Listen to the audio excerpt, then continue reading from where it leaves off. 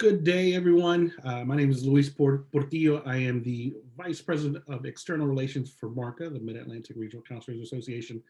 And I have a wonderful panel with me today, members from both sides of the desk that we're super excited about this panel to talk to you and really try to assist you as we hopefully see the tail end of this pandemic, but also just for resources in the future if anything like this were to ever happen again.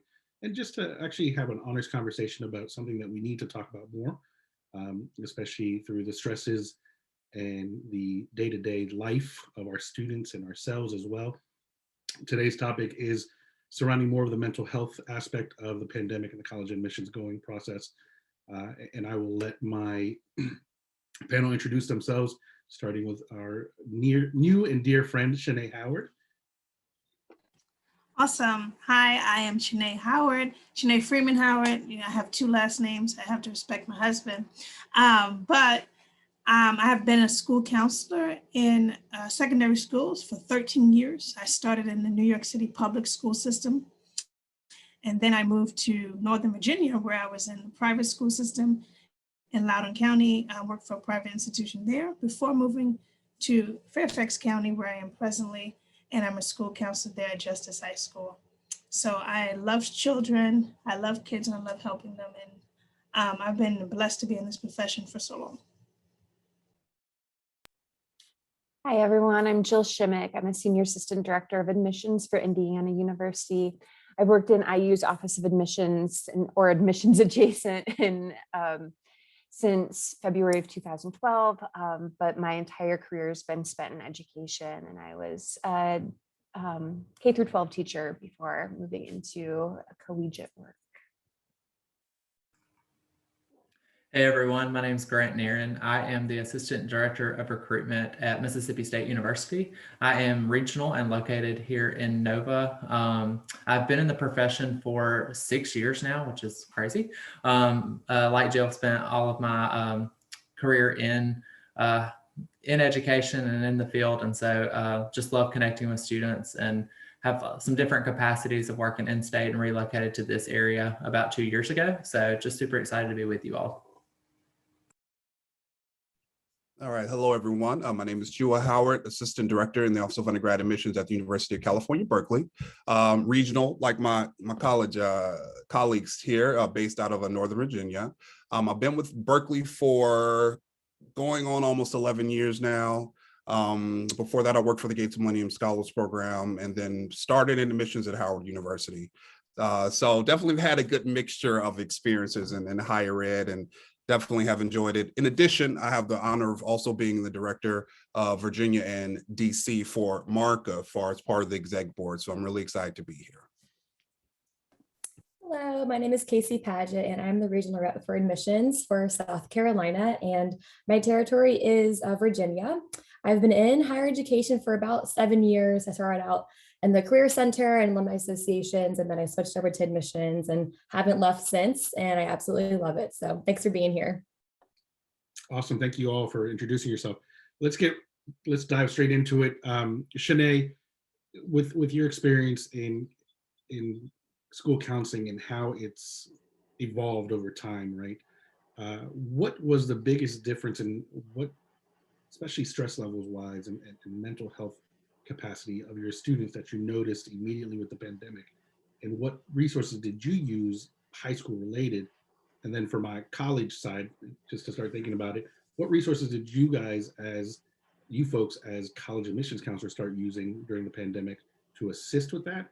And also what resources did your university start putting forth for that? So Shanay? Great question. I want to say obviously the stress level increased, but there, in any school and college admissions counselors know this, we have different tiers of students, right? You have those students that are your high achievers that a pandemic was just another thing for them to tackle and try to figure their way around. So they were overextending and trying to overcompensate. And then I had my middle tier ones that needed that little bit of person-to-person experience that started to disappear. And when I say disappear, I mean started to get a little bit like, I got to take a step back. I don't know what this is. I don't have a hold on things. And then I had my, what I call in the high school profession, what we call ghosters. And we played a song Ghostbusters and they just disappeared altogether because we weren't in person and we weren't face to face. So getting them on a Zoom or getting them on Google Meet was just hard. And so we had to do things that were just not, some things we've never done before. I mean, using Remind app, talking points, every app you can think of to try to get them back. And not get them back just for academics. Get them back to say, hey, I'm just thinking about you. I'm not calling you to tell you you're failing a class. I'm not calling to say, where's your college application or your senior packet? I literally had to take all of that off the agenda. Yes, there were deadlines, but I had to think about the student first. And to be honest, I think college admissions has done an amazing job of extended deadlines and certain things that for every tier of student has been beneficial. Obviously, my high achievers, what I had to do with them was tell them to take a break, to pump their brakes, right? They still wanted those early action and those early decisions. I said, you're going to get into school, relax, because most of their work was done prior to the pandemic. And I had to remind them that you have 3 years of high school that you did an amazing job and you did this, and your SAT scores, you have them or you don't, won't define you. And so I think the biggest thing was encouraging them and reminding them that we care about you as a student first.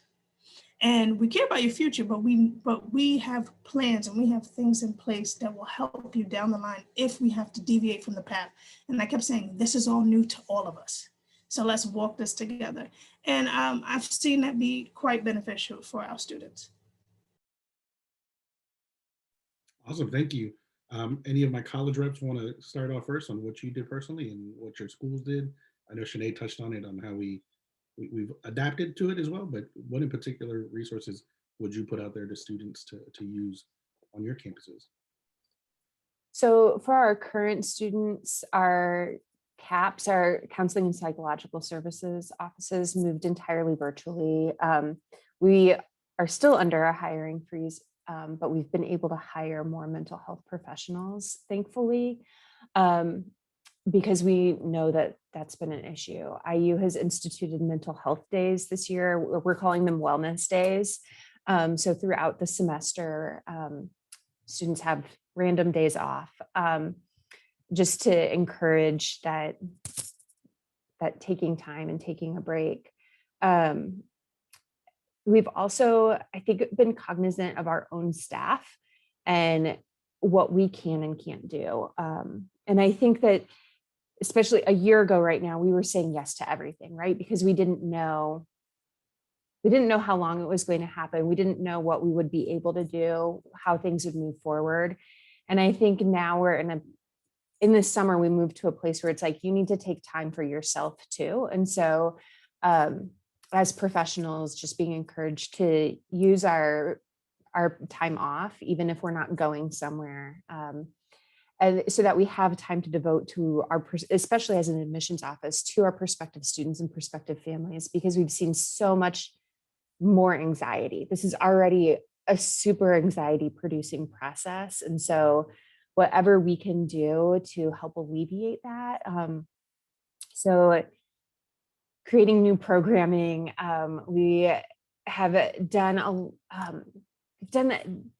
and this is not, I'm not on this team, but I am amazed by what our diversity recruitment team has done this year. They've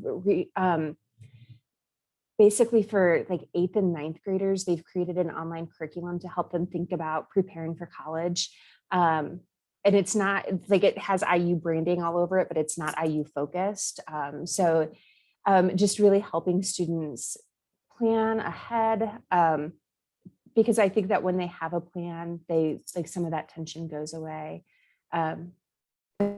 Again, just being there for our families. So if there are questions, like reassuring them that things will be okay. We understand that they haven't been able to be involved in everything that they wanted to be involved with in their junior or senior year, and letting them know that we're taking that into consideration, and we don't expect them to have filled up 40 hours a week in extracurricular activities during a pandemic. Definitely, all great things about IU. That's awesome. Mississippi State, similar to IU, and a lot of what Jill mentioned, but more personally, just like within our office and working with students, I've seen the tone change a little bit, which has been relieving. And just realizing and having conversations with students as they're navigating this new normal of trying to select what is the best fit for them. And so just having very transparent conversations and telling them, look, like, there is no right or wrong decision throughout this process. It is what's best for you and what you're comfortable with. And so just seeing the shift in that tone and that conversation has meant a lot personally to me, just because, I mean, I think all of us on this panel obviously do our job because we're always in the court of the student. And so just seeing that shift has weighed heavily on me, and just in a positive light, but also students are very receptive to that. And just letting them know that we're celebrating them no matter what their decision is. I think for no, go ahead, Casey. Okay. For at South Carolina, our staff, about 20 of us are already regional. And so quite frankly, we didn't really have much to adjust to. But a lot of our on-campus staff, it's a staff of about 85 people in our admissions office, they had a huge adjustment that they had to kind of work through. And so we would host, weekly happy hours, or we would host, like lunch meetings. Like, let's just sit on Zoom and watch each other eat lunch. That was like in April when we didn't have Zoom fatigue yet. And then we would also host meditations where we would log online to our Facebook Live, and our student health center had counselors who would lead us through meditation practices. And that happened for about the first 6 months of the pandemic. I wish we still did that because that was really enjoyable. And then as far as prospective students, kind of what Grant was saying, but I really enjoyed that space where we could kind of connect on a different level, and not just like, okay, here are all our deadlines, here's this, here's that, here's all the robot things you need to know about admissions. That kind of was thrown out the window in that March, April timeframe. It was more of just like, how are you? And, what's a mental health check? Like, how's your family? How are your friends? And a lot of times they would, open up and we, vent and share how they're feeling. And from there, we would move on and talk about the real stuff. But I just thought that was so valuable, and kind of a great way to disarm students and parents and moving forward in the future as well. Yeah, similar to kind of what Jill started with, just for our current students. Definitely with our psychological and counseling services, that was key. That was something that was already really big on our campus anyway. And just as you said, just kind of shifting it to the virtual setting so that students still felt supported in that way, whether there be the one-on-one therapy that they already had in place that hopefully they set up before they even came to campus. It's something that we stress. We have staff that is on call in case of emergencies. Not to mention something that they did with, I really liked from a cultural context kind of standpoint, is a lot of webinar series, kind of specific ones for certain communities. And to be very just, because different communities deal with different situations and kind of different expectations at home. So for instance, we had like a series for African-American students, or even students, just African-American students specifically, but then they kind of broaden it out depending on and dealt with students just from marginalized communities and dealing with expectations at home, things of that nature. That was something that I really, really appreciated, because I do think that cultural competency in that context is key. And so that's something that we did, and kind of bridging from that was not per se specifically psychological support, but support in the way of just living day to day. Our basic needs center has been working kind of constantly giving out groceries every single week to students, giving, and not only students, faculty, our grad postdocs. Our students started, a big garden that they run, and they, took a big chunk of that and gave it to, other students to come get groceries and have food to eat.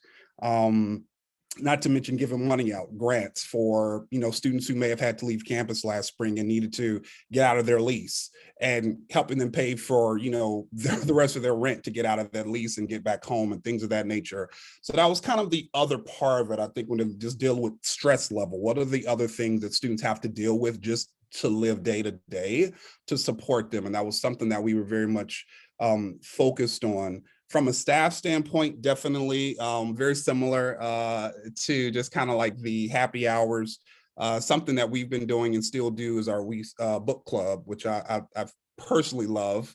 And so we've been doing a book club usually every other month just to kind of keep track of everybody. That seems to have been really good just because we can talk and it's not work related. We can talk about other things and get to know each other just as people behind the titles. And I think that's been very beneficial, especially a lot of our staff being somewhat newer. And I think them helping them kind of learn the culture and again, learn one another and appreciate and respect one another. I think that's been great. And then for prospective students, I think a lot of things, starting from the whole testing scene, which I know we did one about last week, but I think that was huge. I think going per se test free and taking that obstacle kind of off the table, especially for us. And I think the higher kind of selective admissions, I think that was really big. I think in students kind of hopefully, it was a little confusing, but I think it helped them feel a little bit more encouraged about maybe this is possible.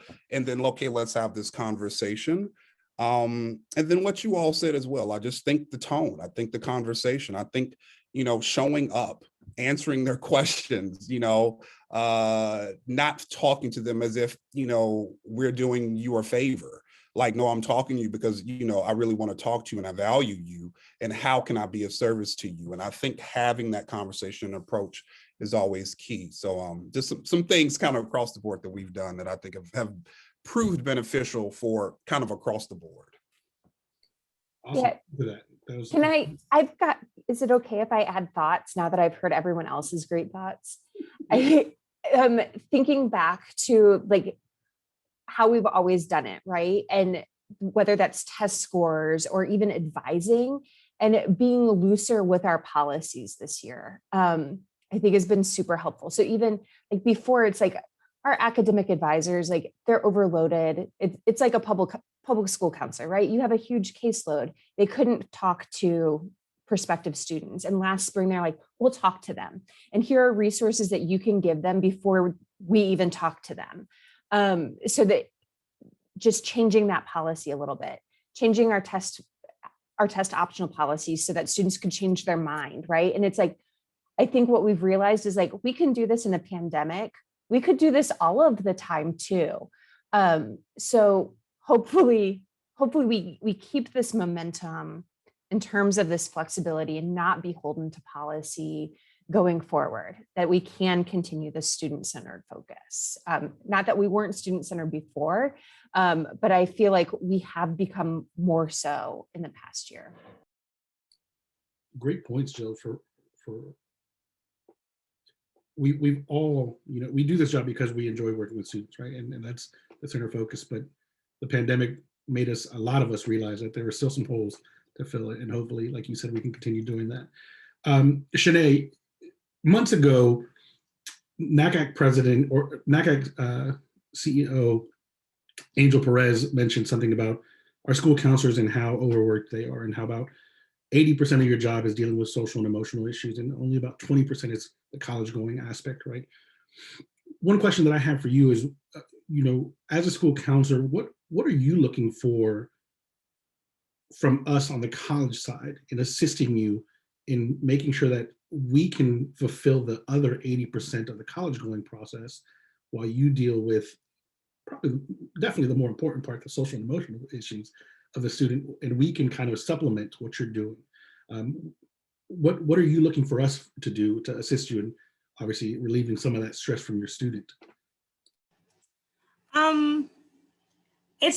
We are overworked, but I think everyone in this type of profession is overworked, but we choose it, right? Because we love the students. I think the biggest thing for us is that communication piece. It's just us. We'll have an alpha, of a student population 280 to 300 per counselor, and that's on the lighter side. That's in a building that has multiple counselors. If I'm looking at my previous position, I was the only school counselor for the whole school. So you have to understand that not only is it social and emotional, it's schedules, it's day-to-day academics, it's progress reports, it's report cards, it's test scores, it's standardized testing, it's consistent changing every day, right? So by the time, we may get a season, just like every, profession has a season where it's like, this is college season, this is testing season, this is, oh, it's financial aid season. Okay. So having those webinars and having that video support is great. Having the ability for me to say to a student, hey, I actually, your advisors have sent so many emails from this particular university. You can reach out to this list of students. This list of counselors and talk to them and just say, I think, when we create that student-centered focus and they get so much from the school counselor and then they keep coming back. And so it's also that trying to transition to, hey, you're going to have like a school counselor at college. And right now, this is the person that can help you get through that, because then we are, we felt inundated with, we have to help them. But then on the flip side, you're like, but, I got standardized tests to get them ready for, so it's a lot. And talking to parents. So I would love, I would love to see, and not to say I haven't seen it, but more webinars, even for the things that, are a little bit before college, like, hey, this is how you fill out your financial aid.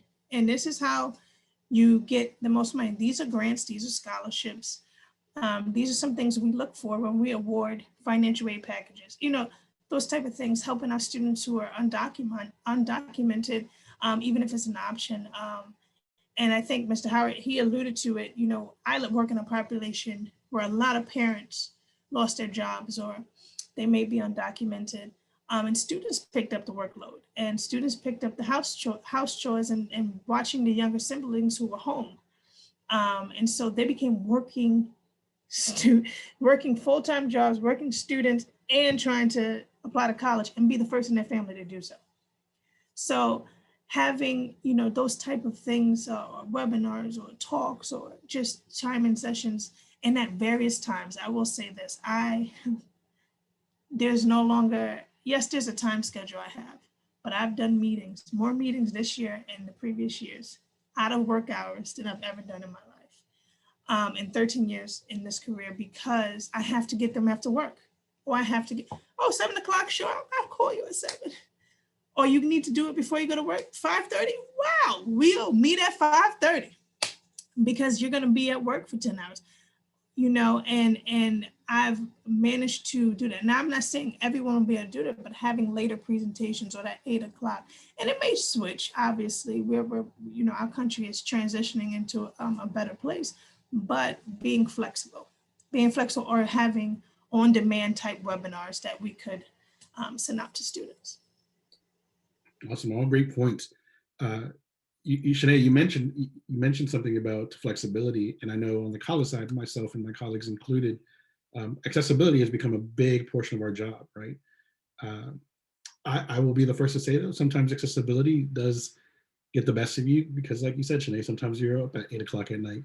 Us regionals are a little bit different. We've been used to that for a while. For my college side counselors, did you guys see any difference in your schedules, especially when becoming accessible for your students? Did you make sure, or did you set a time for yourself? I know, Jill, you mentioned it earlier, and Casey, you had mentioned it as well. Zoom fatigue, right? How much Zoom is too much Zoom? What worked best for you all on the college side, and what, if you gave advice to other regional counselors, what works best for you when it comes to accessibility and availability? This is definitely not a great example because we tried it and it didn't work. But this summer, we wanted to create a way for students to access us as if they were walking on our campus and walking right into our building and could sit one-on-one with a counselor. And so we had like drop-in hours in the summer, for like 4 hours or 6 hours, whatever your shift was, all through July. And so maybe for that whole month, maybe 1 or 2 students showed up. And It didn't work, and I'm glad we didn't keep doing it, but it was exhausting on our end because we, had to keep our cameras on for 4 hours straight while sitting there doing emails, and, couldn't go get a snack real quick out of fear someone would pop on, and you have to be there. So that's kind of a model on, we tried it. We wanted to be accessible for them. The students, it's the summer, they didn't really treat it that way. So we said, okay, that's not going to work. Let's adjust.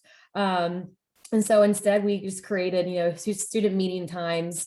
I would create a one-on-one time and set it to my students, put it on our website. And a lot of times it was after hours. And the beauty of, being flexible and being regional is that you just kind of had to do that. And you would, email your supervisor and say, hey, I had meetings for 3 hours after hours last night. Like, is it okay if I take a longer lunch break or things like that? And usually they were open to that.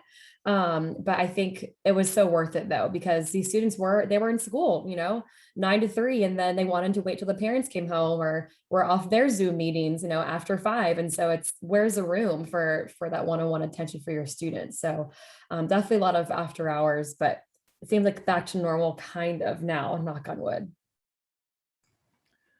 Similar to Casey, so obviously our tradition is like the cowbell at Mississippi State. So we call them cowbell chats. And so we had students, we put availability in for like a month in advance. So that way we on our side can coordinate our schedules, both personally and professionally, to try to have those boundaries. One of the things I found very similar to Casey, after hours, realizing that the students want their parents there for the conversation, which I do feel like helps holistically when you're looking at this college process. And then, they're inundated with so many different things. And so just catching them later. But one of the things that I have found beneficial, again, I try to keep it very, very streamlined. I would say, okay, let me meet these students halfway. Like I may try to give up a Sunday afternoon, a month of my time to put availability in because, throughout the week, they're exhausted just like us, if not more so. And so I would say, all right, one Sunday a month. Hey guys, this is my availability and I'm going to sacrifice this one Sunday. And you would not believe the response rate. They were like, absolutely, this is great, because they have no other Zoom meetings or responsibilities that day. And so, just meeting them halfway, again, being flexible, like you all have said. And it's been super fruitful on both ends. I think for me, it's been striking a balance and understanding that I cannot do it all, and I'm not going to do it all 24/7. As long as I've been in admissions and as many 7-day work weeks that we have, having some type of balance is crucial for my peace of mind, because that's going to affect how I communicate with these students, their parents, counselors across the board. And so, as we always say, if I'm not well and in a good space, I can't be that for someone else. I have nothing to give to them. And that's so important. So for what I did, I give my office a lot of credit. I feel like we did a lot, which a lot of our schools have. We shifted gears very quickly to really put a lot of virtual opportunities and offerings in place, from our Discover Berkeley series, which is like a fall, long, wide campus like series. All of the campus was involved. So kids could go and talk to admissions officers, talk to students, learn about the School of Business, talk to faculty. We had a fall open house. We have our kind of daily presentations. With our presentations, we kind of opened them up. So we have ones for freshmen. We have one specific to transfer students. We offered them in Spanish. Like, we have constantly kind of pushed ourselves to be there and offer them. So my thing is, as much as my days and things that I have to do, I never felt the need where I have to be per se. I did a truckload of school visits on top of all the stuff that we do, because for me, I like that. It's the plus about that is some of those have been more intimate and more engaging than sometimes in person, just because they're right there with me. We can just talk. And so some of those have been wonderful. So I tried to make sure that I was accessible from that standpoint, in addition to some larger programs we did. But I could actually tell students, hey, we've got X, Y, and Z going on at these different times. As Mrs. Howard said, they were offered at different times because we're trying to account for West Coast time and East Coast time and our students in between. So we're also thinking about, okay, we have to have different offerings of this to try to account for all these kids, not to mention our international students who are up at 3 or 4 o'clock in the morning trying to talk to us. And so that for me, honestly, helped me a great deal, being able to kind of really push students to say, hey, these are other offerings you need to go to. You don't need to just talk to me. I am just one person. I am here. I'm accessible. You can email me, we can talk, but you also need to hear from the horse's mouth. If you want to know more about the School of Business, you need to talk to someone in our School of Business. If you want to learn about financial aid, you need to talk to a financial aid rep. All of us do outreach on this campus, not just admissions. And I think that to me is managing expectations. And I think that is key, not only for my own mental health, but also I think for them. And I think definitely for parents, for them to understand expectations, what we will and what we won't do, what is your part in this, parents, and then what is your students' part in this, and letting them really explore and push them. And I've found that if I guide students the right way, they get really excited because they'll hit me back and say, Mr. Howard, oh my God, I contacted this professor. We had a great conversation. I'm going to do research now, or, tap into that.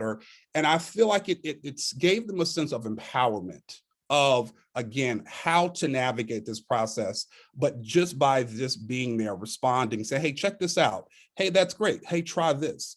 And so honestly, that's really helped me. And again, I give my colleagues a lot of credit. And I feel like as an office, I'm very grateful that that shift was made so that we could each depend on each other. It just wasn't one or two of us kind of having the whole load on our shoulder. We all help out, whether they're in my region or not. Hey, I'm there. I may have a presentation with a kid in Wyoming and wherever else, but we can have the conversation. So that's been really helpful for me, Louise. Yeah, even before the pandemic, I always would tell families, like, I'm like your concierge. I can't tell you everything about IU. I'm not the one that you're going to have a financial aid conversation with, but I can connect you to that. And so I've really taken that to heart, and I don't want to feel guilty about passing someone off, because it's not my job to know everything about sport marketing and management. Right? We have someone else who can do that. And so there's freedom in that, and in directing students to the right person. And especially, we're all representing large public institutions. Students are going to need to do that anyway when they get to our campuses. So helping them, hand-holding them through the admissions process isn't going to help them be successful when they get to us. So I love that, Jua. I love that that you've embraced that we can help our students really own this process. Awesome. Shanay, to the question that I asked you earlier about what can we do for any counselors, school counselors, college counselors that are out there, please understand that we have a phenomenal resource on midatlanticregional.org. It is the website of our organization. You'll find about 70 plus schools on there with contact information for you to reach out directly to us. I tell all my counselors, I would much rather hear from you early on than a disgruntled student or an upset student later on, right? Let's work together in the forefront so that in the background, our students are taken care of. We've got a few more minutes, so I kind of want to switch the focus from our students, because our mental health is important too. And Jua, you mentioned it earlier, we have to take care of ourselves and take care of other people, right? And so I'm going to ask you, what have you done through this pandemic to assist you in keeping your sanity and your mental health out there, and use it as tools for our colleagues that may be watching this later, and how that's helped you in your day-to-day. We'll start with Shanay. Okay, awesome. Our schedules in secondary schools are a little different than you lovely admissions, and you work year round. So we do get summers off.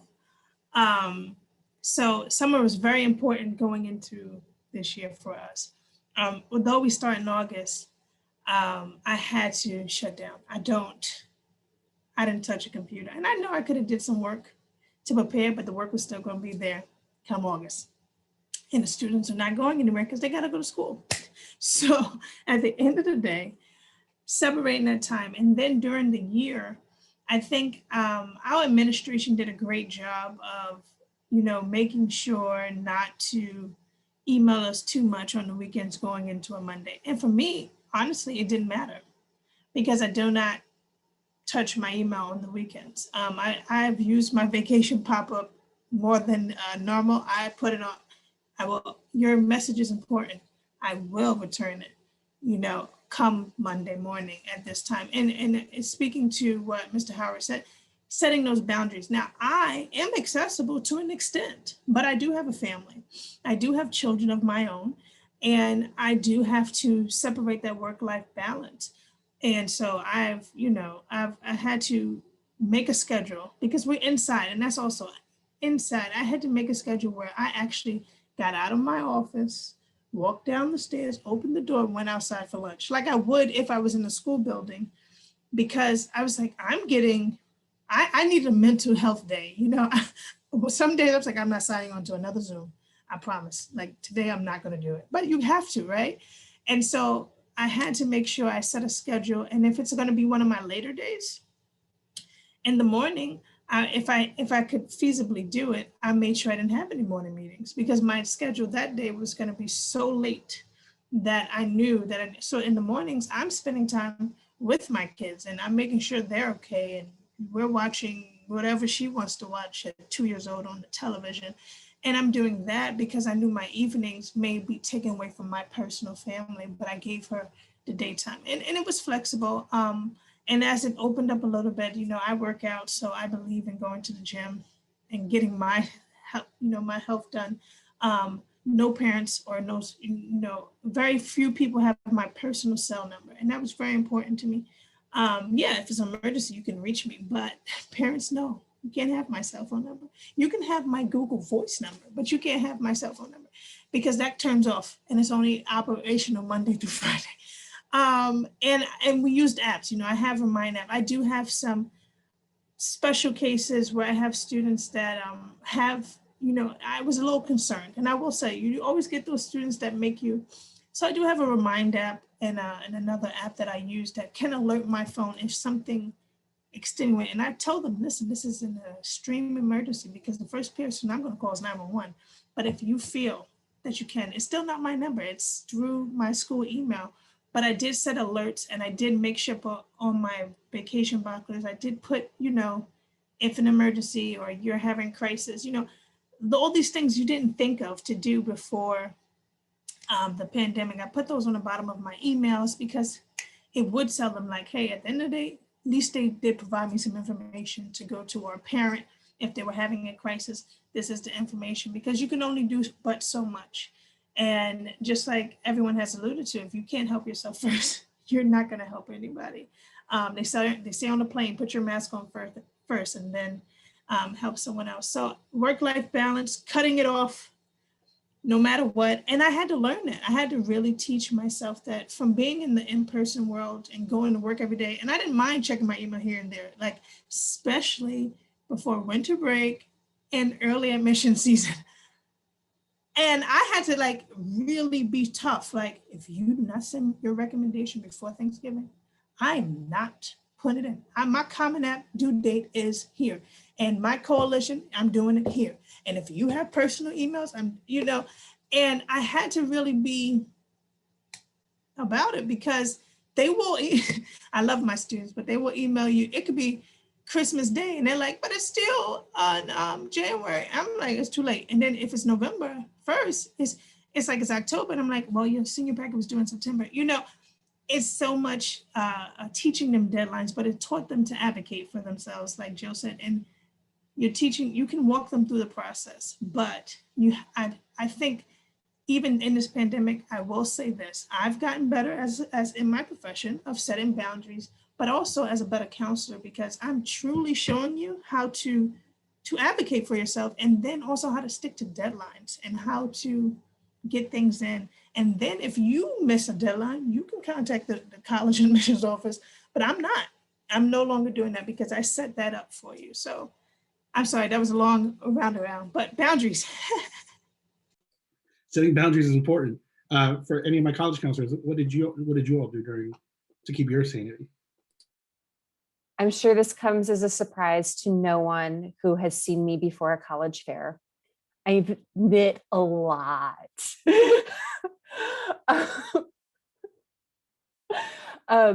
And Zoom fatigue is totally real, but I have a group of knitters, CODIS, Knitters of the United States. I'm based in DC.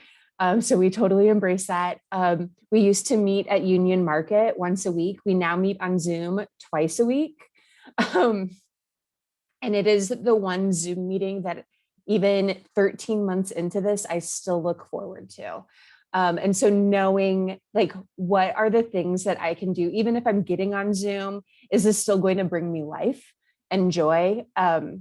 And knowing that. And there are some Zoom meetings that like at the beginning of the pandemic, I'm like, yeah, I want to do a happy hour with friends every Tuesday night, just like I used to. I don't anymore, but I do still want to go to CODIS. Loving the acronym, Grant. I think for me, so if you don't know, we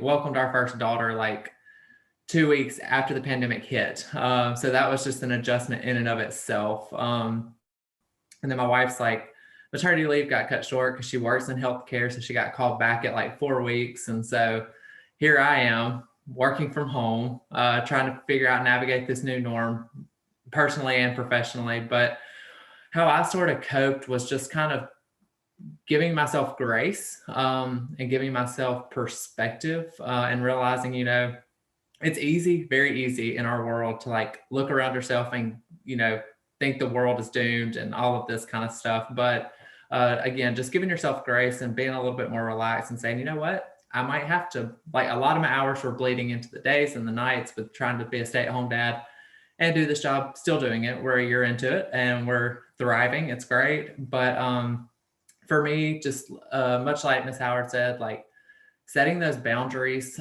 like Jill said, finding these things that bring you joy and prioritizing those. Obviously, what worked a year ago may not work today because we change, we evolve as people. And so personally for me, I take my lunch break and I sit with my daughter and we sit outside and we enjoy the outdoors, and that's great.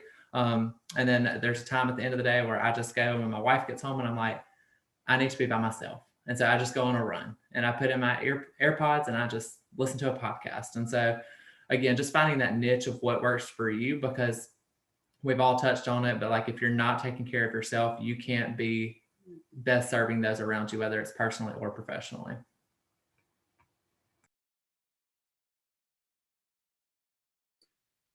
Casey or Jua, any advice to anybody? I can say similar to Jill. I think when we first started, I had the best of intentions of the happy hours and all of that. But that didn't last long for me because I think after looking at the screen literally all day, and I'm like, I love you guys, y'all look great. I don't want to look at you anymore. Like I need a break. Like I literally need just a mental break. My head hurts. I need to look at other people that are not connected to my office. And I can say, I'm very grateful that I think I've been very blessed with having good people around me who hold me accountable. So very much like Ms. Howard said, as well about having to force myself to disconnect. My supervisor is great he will literally, if I send an email at a certain time, he may even text me or something like, why are you sending emails at this time? Shut it off and do something else. Jua, don't do that anymore. And when we meet, he will remind me of that and say, you need to take vacation. You're losing hours. What are you doing? Like, why are you need to take a break, Jua? And thankfully, my loved ones around me are the same way. You know, I'm grateful that I'm able to kind of split my time between Virginia and also North Carolina where I lived before. And so that's kind of my vacation. Like I go to North Carolina, that's my break. I come to Virginia, it's a different perspective. So that has helped me. I haven't done the planes, I haven't done any of that stuff. Like literally, like that's my break, different scenery. And so I think that has also given me some peace of mind. Having that support system, we laugh, we joke. I have another book club that I'm a part of, so that's something else I can read. Separate from this, I'm into music, I'm a musician. So, you know, that's another kind of function or something that I can do that kind of gives me some peace of mind and puts a smile on my face. So I'm with you all. I think that it's finding that happy for the day, whatever's going to make me smile, that is separate from this. And it's a daily struggle. I'm not going to lie, because like you said, Luis, you know, we love this work that we do. You want to be of service and be accessible. But again, understanding like I can't do it all. And I'm happy I have enough people who don't mind telling me that, so that because they care for me to say, hey, this is important, Jua. So that has really done it for me, a good support system. And then again, because of them, myself holding myself accountable to say, I need a break. I need to do something else. And that starts with, I don't need to look at this computer and do some other things. So that's really been key for me. For me, my supervisor and I would have some real conversations, and I would say, you know what, I would love to meet with you and have our one-on-one, but I have got to move my body. And so can we please have this over the phone? Crazy concept. And can I walk? And she was like, please do that. Absolutely. So I started having our one-on-ones, as walking. And anytime a coworker wanted to talk, I would say, yes, that's great. I'm going to go for a walk though. Because I just could not stand sitting at our computer on Zoom anymore. And I kind of developed this thought process, like, just because we can meet virtually doesn't mean we should. We have options to talk on the phone. You have options to do Zoom. That's great, whatever one you want to do. But on all day long, 9 to 5 on screen, you have to give yourself a break. So I would just ask, do you mind if I call you instead? And they'd be like, oh my gosh, yes, of course. So that was a saving grace. And I think what Grant was saying, perspective is really helpful. I felt very thankful that I still had a job, looking around my friends in other industries who were laid off or something like that. I was just like, okay, I know I'm really stressed right now, but I am grateful to be working. So that was totally changed the game in my mental health. Awesome. All great points. I'll just add on for any regionals that are joining MARCA or just seeing this and looking at their transition from a day-to-day office to being a regional full-time, even after post-pandemic. My one piece of advice is to remind yourselves to give yourself a routine. Working from home, as many of us have encountered now, you need to give yourself time to walk away from the computer and put yourself in a routine, whether it's going to the gym or just spending time with your family. If you know me, and if you follow my social media, my big stress release this past year was cooking, making some bomb meals and making sure my phone ate first and playing music in the background. And I'm a first generation Latino, so every time I would cook, that salsa music was playing in the background, and it just made me feel like I was at home. And that was my way to cope majorly throughout this. I want to thank my colleagues for this awesome conversation that we had. I will say this to anyone that's watching this: this is a great reminder to us individually that we are doing this together. We are here to support each other in every aspect of it. The saying is, we're all weathering the same storm, maybe in different boats. So make sure to reach out to those other boats. Maybe they have a little bit more propel power that they could help you get back into your groove of things. And for you that are watching, and you may have all the energy in the world, make sure to reach out, be kind to each other, love each other. Thank you all so much. Round of applause for y'all. And thank you so much again. Have a wonderful day.